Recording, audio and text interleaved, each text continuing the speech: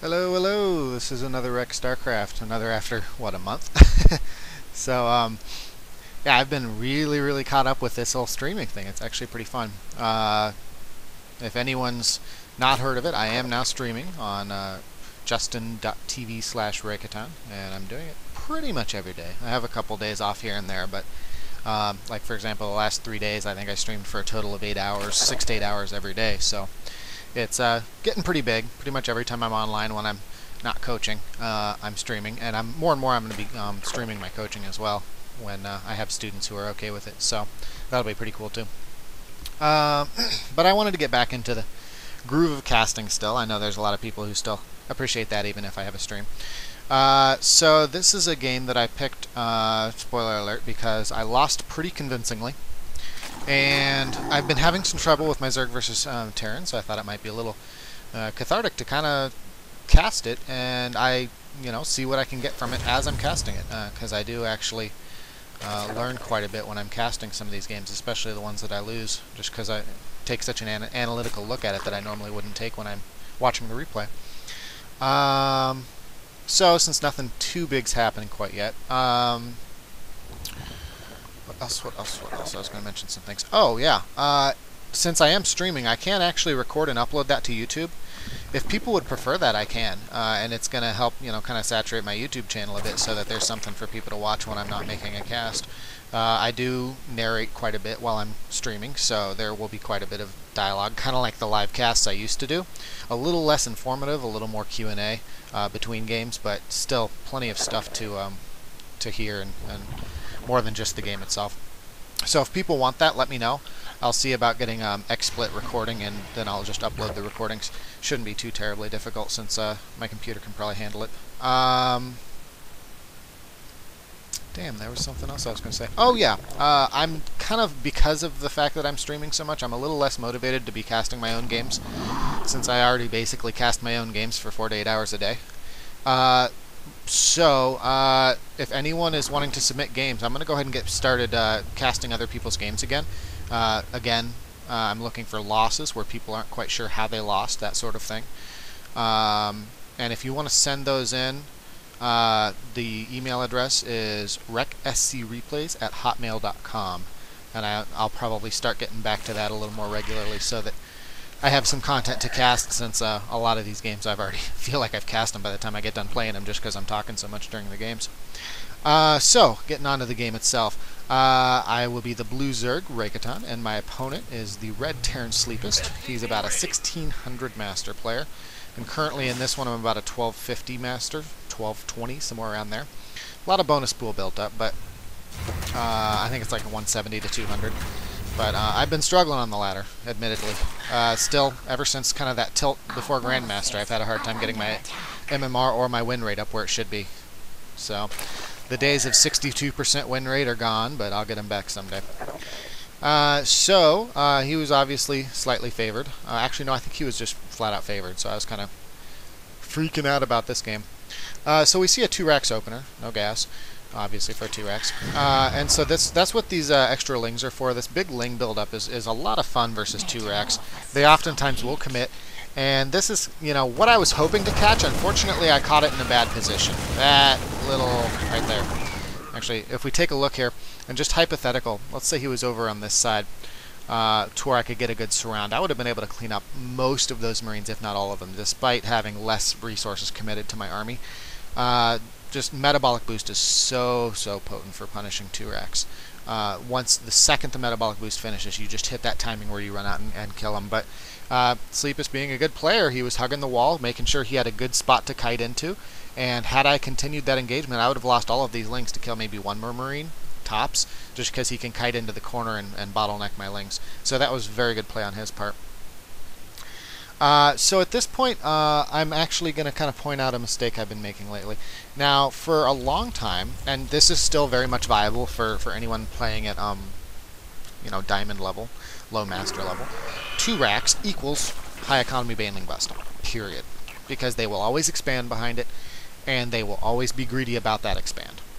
They'll always think, oh, I applied some pressure, therefore I don't need to put up bunkers. That sort of thing.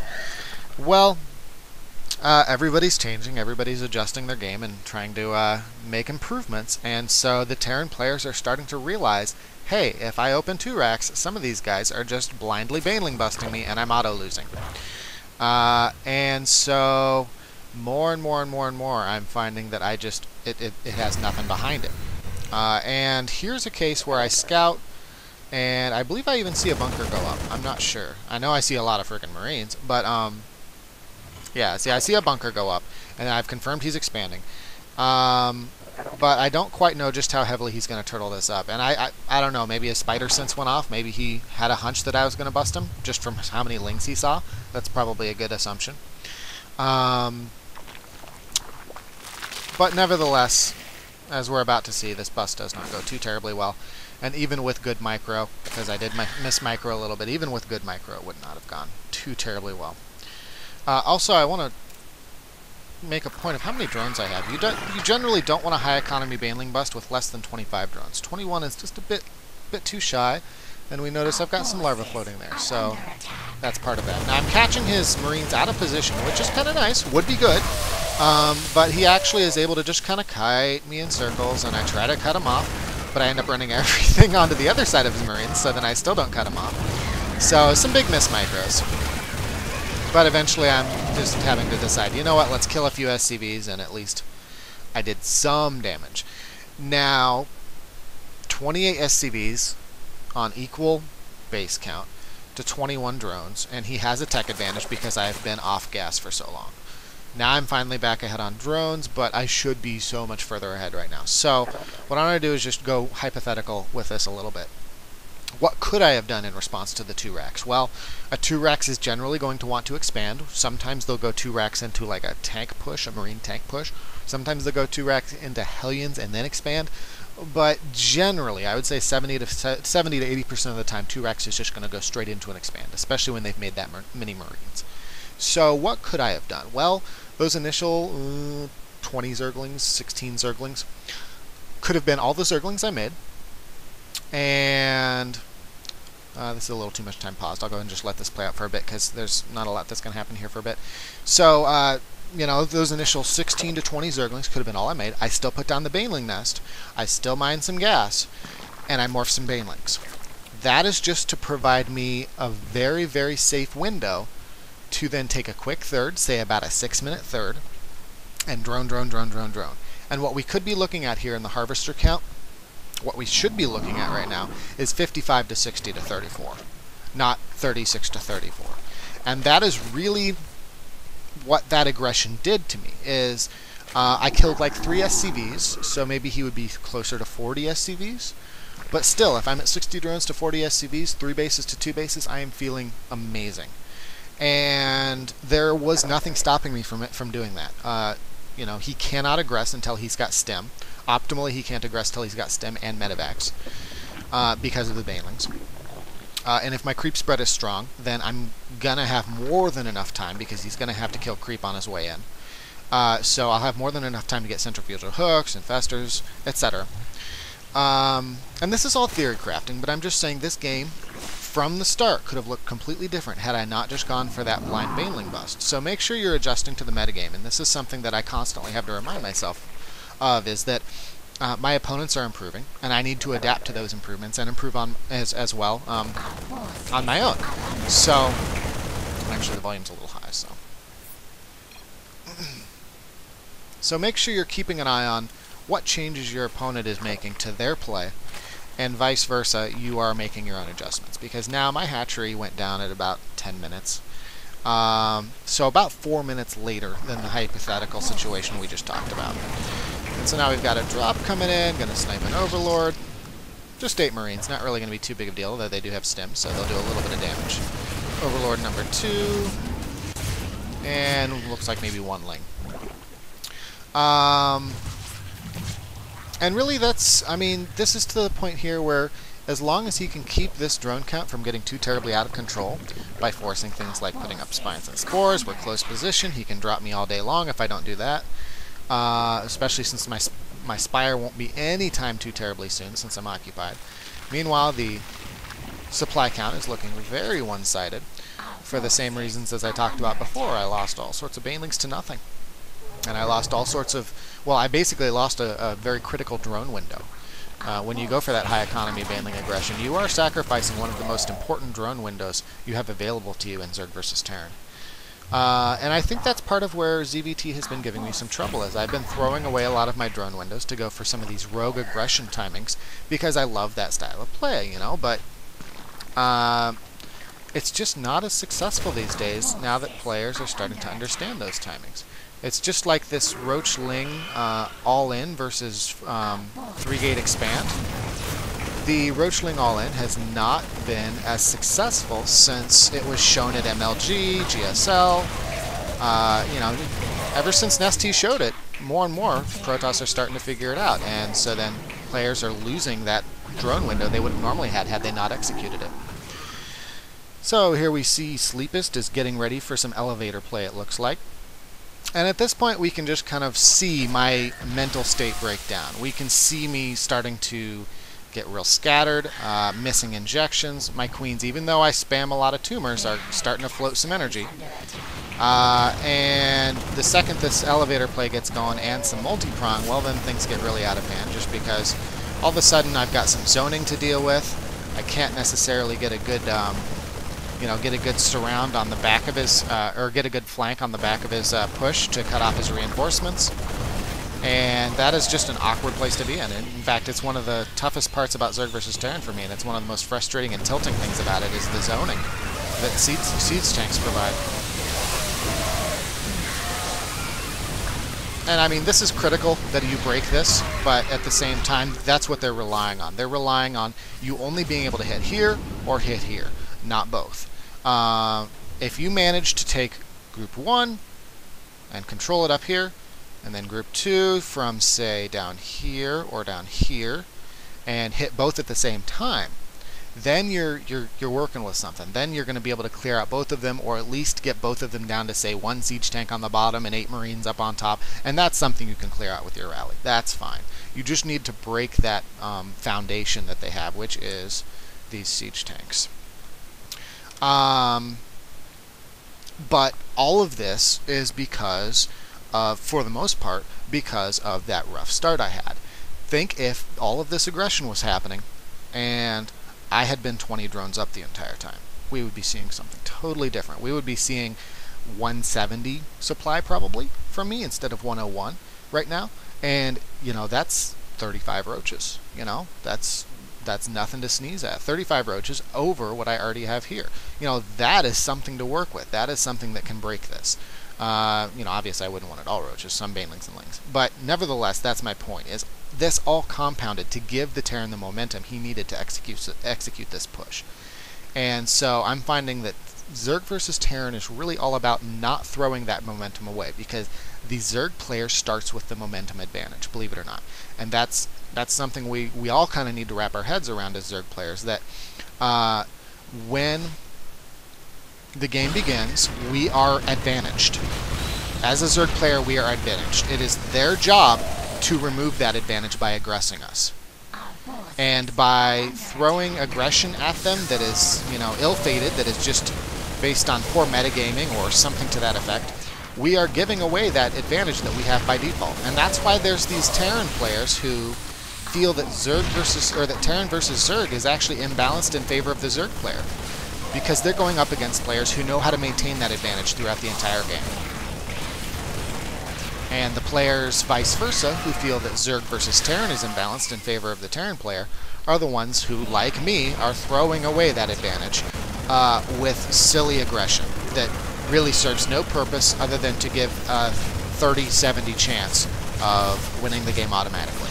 And that's just not good odds. You know, if you only win 30% of your Zerg versus Terrans, you're doing something wrong. Even if you do win them convincingly those few times you win. And so at this point, whoa, Mega Float, I'm putting on a macro hatch, but it's way too late. I'm getting occupied in so many different directions. And I've lost tech structures as well, which I'm having to then rebuild. I can't make roaches, I'm about to lose my pool. And at this point, even though my income is higher, quite a bit higher because I've denied him from taking his third, even though my income is higher, there is not a lot I can do with it because of the zoning. And there's right back to that momentum. So I have to GG out, and that's the end of that. You cannot allow a Terran to establish this momentum. You just can't. It's going to take a big screw up on their part, like unsieging all of their tanks and moving in a little too far, something to that effect, for you to then break that momentum. Or a Broodlord transition. That actually can break this momentum pretty well if they don't get the Vikings out in time. But generally it's going to take something pretty big to break this momentum if you don't have a standing army. One other thing to take from this is, let's hypothetical, back to that scenario where I had not executed the Baneling Bust. I had taken this 6-minute third. I had saturated very well. Sheth did an article about keeping track of your opponent's drone SCV count or drone count or probe count, and making sure to stay just what he calls a couple tiers ahead of them. He put the income into tiers. I think it was 16, kind of like 1 to 16 is one tier, 16 to 24 is another tier, 16 on 2 bases is another tier, that sort of thing. How many drones are allocated, how much resources are allocated to that income versus your army strength. And his rule was you always want to stay 2 tiers above an opponent unless you're close position, and then 1 tier above. And it's really, really good logic. So, by that logic, I would get to, about 16 drones, 1 base ahead of my opponent, and then just cut drones. And just make units, make units, make units, make units. Did they take a 3rd? Now I can go a tier up again. Now I'll take my 4th, I'll make 16 more drones, cut drones, wash, rinse, repeat. And it's a very, very systematic, very calculated method of ensuring that you never overdrone. So that's the tricky part. That's why I got so hooked on this aggression for Zerg versus Terran, is because I absolutely hate that guessing game. How many SCVs does he have? Does he have more than 1 orbital in his main? That kind of garbage is really frustrating. But good Zerg versus Terran needs to understand that. And so I'm trying to force myself to understand that, which means I have to give up this aggression crutch. And that's really all it is at this point, is a crutch. Even we notice here, I'm last-ditch effort. I'm sitting there thinking, let's see if his base is empty. Maybe I can cut off reinforcements. No, in fact, he has 3 full bunkers, 3-4 siege tanks, and some stray marines. So cutting off reinforcements, not entirely likely. Sitting at his production facilities, not too likely. But even now, when the game is almost over, my first instinct is, I'm about to lose. Let's aggress. And I really need to overhaul that thinking when I'm against Terran. Because it's just, more often than not, it's not paying off, not at this level of play. So, hope you guys were able to get something out of this. I noticed I was casting way too many wins and not enough losses, so I figured it was time I cast a very convincing loss. So, kudos to sLeepisT. He played a very, very, very, very solid game. I didn't see anything about this when I was watching the replays a couple times over where I said, oh, he made a mistake I could capitalize on. Truth be told, the only mistake he made, which isn't even a mistake, is just using such a deliberate build order as 2 Reks expand. And that's what I could have capitalized on. But even then, that's not a mistake on sLeepisT's part. That's just the nature of ZVT. Oh, I am not going to be doing any more of the Roachless ZVP. Because I'm not doing Roachless ZVP anymore. It stopped working a little while ago. And that's why you haven't seen me finish that series with the final cast. You all kind of know how it finishes up, though. A lot of Broodlord Queen push. You've seen me cast about that before. But now I am honestly leaning towards about 80% of my games Roach Infester into Roach Infester Broodlord. With obviously some queens. Can't have Broodlords without queens. I just can't do it. So maybe I'll cast that. But I've been casting a lot of Protoss, or at least I did a month ago. So I want to do some ZVZ and ZVT for a while, mix it up, because I'm sure you guys are sick of seeing my Protoss game, even though I know it's pretty awesome. So that's about it. Thanks for watching, guys.